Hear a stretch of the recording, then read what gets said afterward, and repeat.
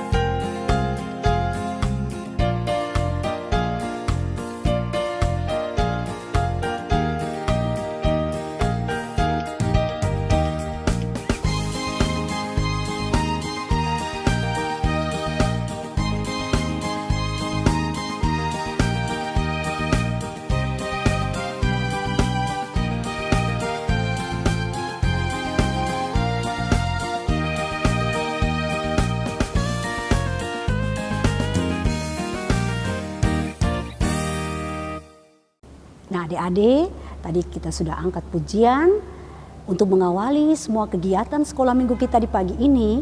Mari kita berdoa. Tuhan Yesus yang baik, terima kasih atas waktu dan kesempatan yang Tuhan berikan bagi kami. Kami boleh ada di tengah-tengah kehidupan anak-anak kami, walaupun mereka boleh ada di rumah-rumah mereka dalam seluruh kegiatan sekolah minggu online di pagi hari ini. Kami percaya Tuhan, Engkau selalu ada di tengah-tengah kami, memberkati setiap kehidupan kami, teristimewa anak-anak kami di pagi hari ini. Biarlah ibadah yang kami bangun di saat ini Tuhan, dari permulaan, pertengahan hingga berakhir. Kami peralaskan itu hanya di dalam nama Bapa, Anak, dan dengan perantaran Roh Allah yang kudus. Tuhan Yesus memberkati kami semua yang beribadah di saat ini.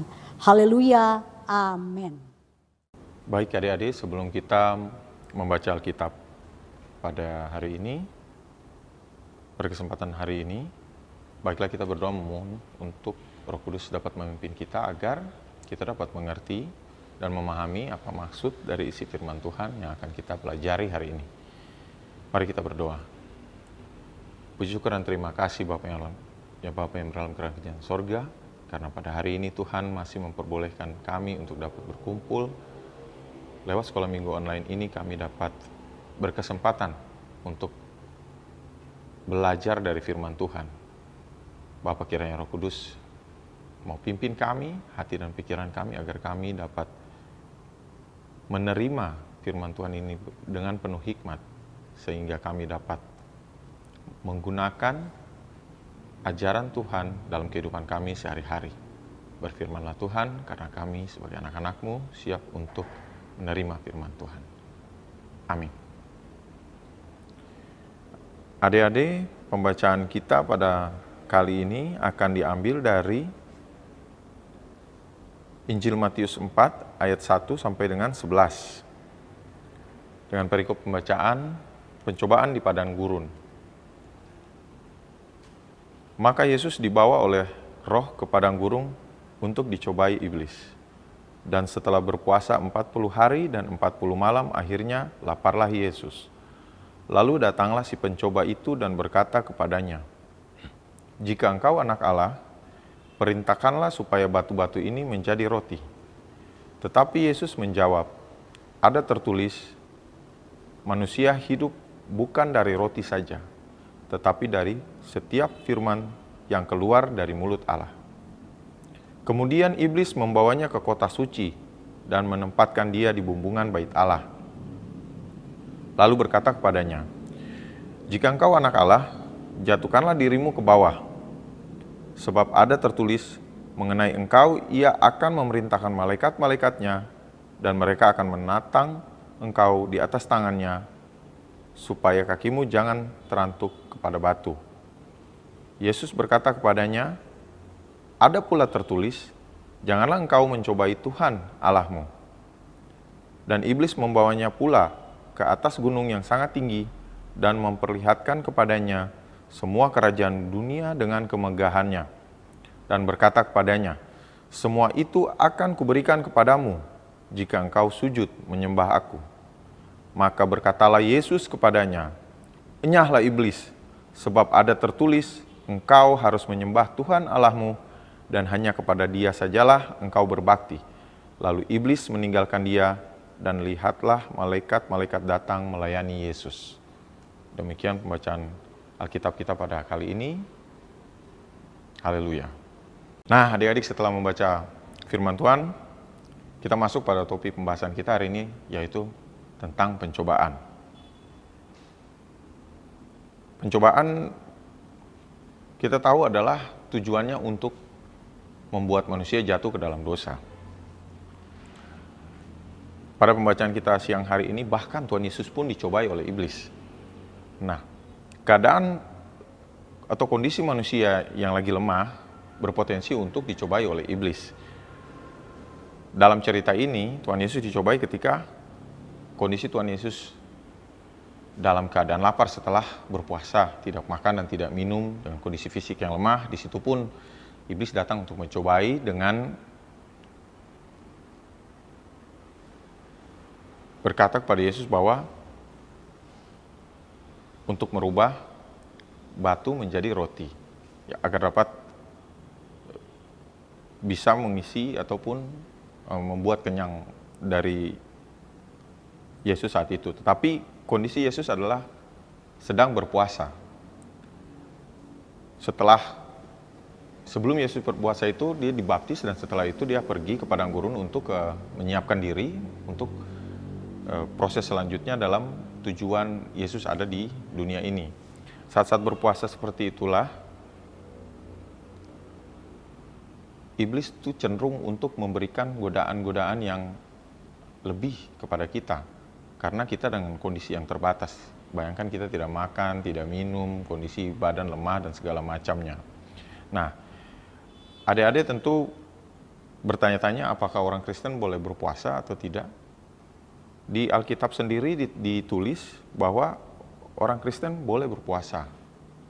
Meskipun tidak diharuskan, tetapi itu merupakan suatu media di mana kita dapat menahan semua keinginan kita atau membatasi mata kita untuk melihat apa yang kita inginkan, atau menahan keinginan kita untuk mendapatkan apa yang kita inginkan.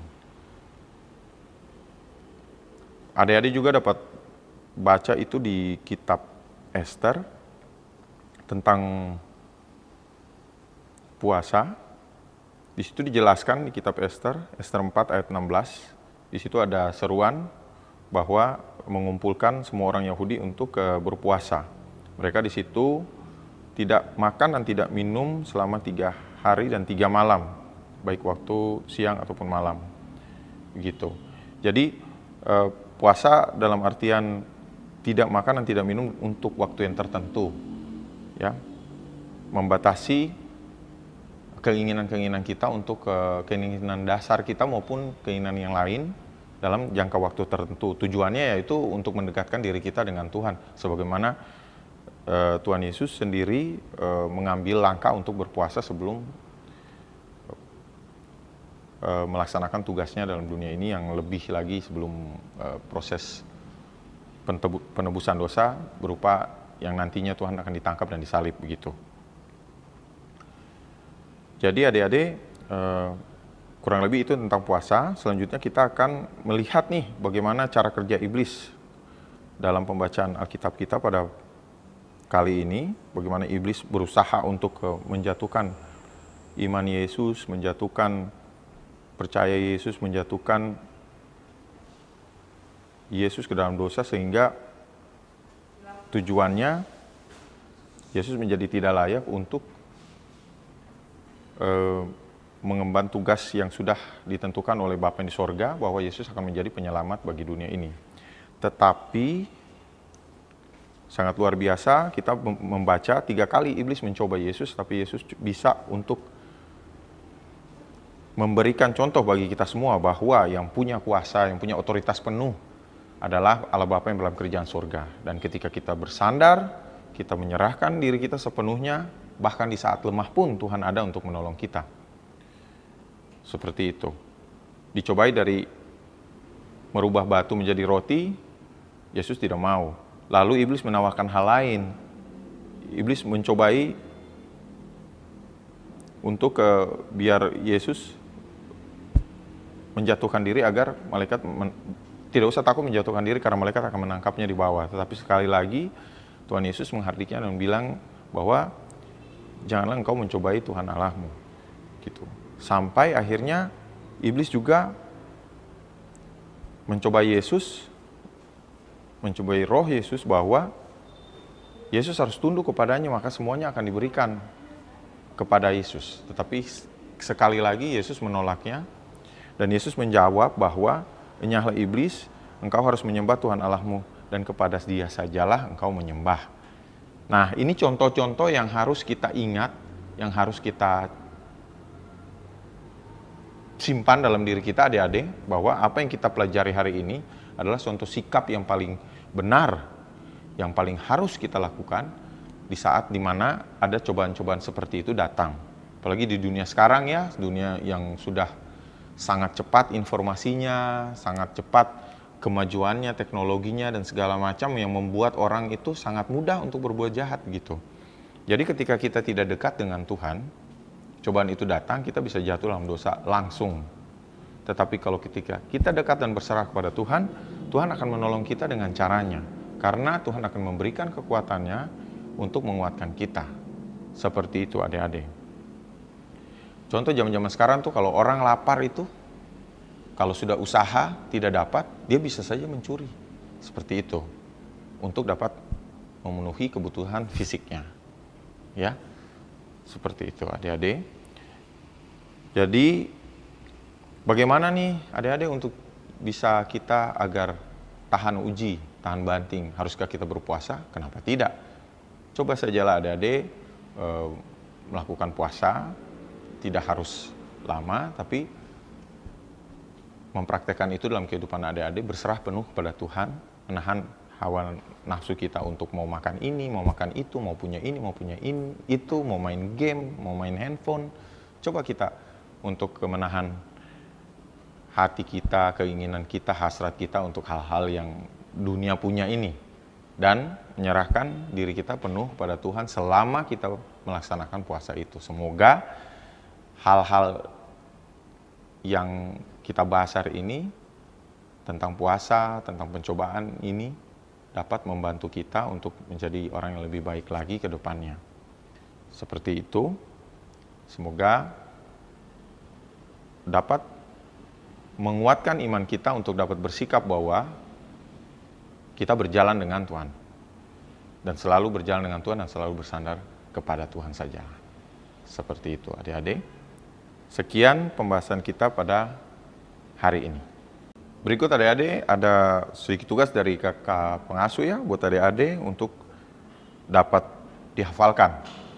Ayat hafalan kita pada hari ini terambil dari Matius 4 ayat 4. Berbunyi begini adik-adik. Tetapi Yesus menjawab, ada tertulis, manusia hidup bukan dari roti saja, tetapi dari setiap firman yang keluar dari mulut Allah. Siap ya adik-adik ya? Nanti adik-adik bisa menghafalkan ayat tersebut. Sebelum kita mengakhiri pertemuan kita pada kali ini, kita akan berdoa. Puji syukur dan terima kasih Bapa yang dalam kerajaan sorga, berkat bimbingan Tuhan kasih Tuhan dan perlindungan dari Tuhan, kami sudah boleh dapat berkumpul bersama secara online untuk mempelajari firman Tuhan dan mendengar apa kata firman Tuhan pada hari ini. Terima kasih Tuhan atas segala waktu-Mu. Sucikan dan layakkan kami, pimpin kami agar kami dapat mengerti dan mengamalkan firman Tuhan itu dalam kehidupan kami sehari-hari, sehingga kami dapat menjadi terang bagi orang lain, Bapa. Saat ini kami akan berdoa untuk adik-adik kami di rumah. Semoga Tuhan selalu menjaga mereka, menjaga kesehatan mereka di masa pandemi ini, jauhkan mereka dari segala macam sakit penyakit, terutama virus. Tuhan berikan mereka hati yang sukacita untuk dapat selalu berharap dan bersandar kepada Tuhan. Dan lewat pertemuan-pertemuan sekolah minggu online ini, semoga dapat menghibur dan menyegarkan iman mereka, iman percaya mereka kepada Tuhan. Bapa yang di sorga, kami juga berdoa untuk tim pengasuh yang dengan tidak lelahnya berusaha untuk tetap ada untuk anak-anak kami di rumah, adik-adik kami semua. Semoga Tuhan kuatkan kami, Tuhan campur tangan dalam setiap kegiatan kami, rencana-rencana kami untuk dapat terus berada untuk mewartakan firman Tuhan. Biar kami tidak pernah lelah, dan kiranya Tuhan juga jauhkan kami dari segala macam sakit penyakit maupun virus sekalipun ya Bapa. Kami juga berdoa untuk tim multimedia GPI Papua yang juga memfasilitasi kami untuk dapat terus mengabarkan berita firman Tuhan kepada adik-adik kami di rumah. Berkati segala jeripaya mereka ya Tuhan Yesus, jaga kesehatan mereka, jauhkan mereka dari mara bahaya, dan kiranya kerjasama ini dapat terus berjalan dan berlanjut terus-menerus agar kami dapat memberikan yang terbaik bagi penerus adik-adik di rumah untuk menjadi penerus pewartaan firman Tuhan terhadap dunia ini ya Bapa. Kami tak lupa berdoa untuk Sinode GPI Papua yang menaungi kami semua dalam kegiatan-kegiatan kami. Semoga dapat terus diberi kelancaran untuk memfasilitasi kami untuk dapat tetap melindungi kami dan menjadi tempat wadah di mana kami dapat terus bersaksi tentang kebenaran berita firman Tuhan. Terima kasih ya Tuhan atas segala kebaikan Tuhan sampai hari ini. Kami masih berada dalam kondisi yang baik, sehat dan dijaga oleh Tuhan. Hanya oleh kemurahan tangan Tuhan sajalah kami dapat berada dalam kondisi baik hingga hari ini ya Bapa dan Surga. Segala puji dan syukur kami naikkan ke hadirat-Mu Bapa, dan kiranya anugerah dari Allah Bapa, Tuhan kami Yesus Kristus dan Roh Kudus mau tinggal menyertai kami hari ini terus kekal sampai selama-lamanya. Amin. Nah adik-adik, sebelum kita berpisah, kita akan angkat satu pujian. Oh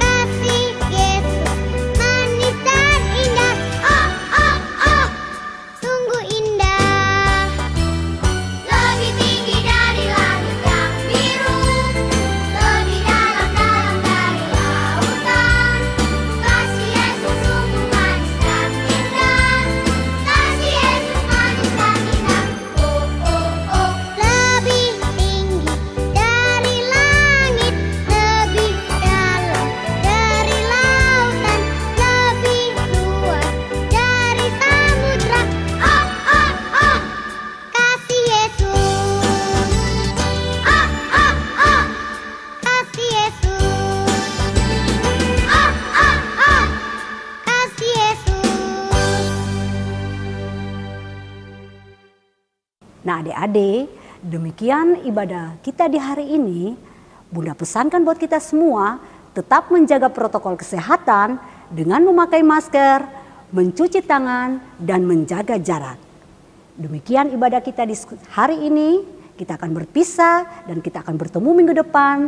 Selamat pagi, selamat hari Minggu. Tuhan Yesus memberkati kita semua. Shalom.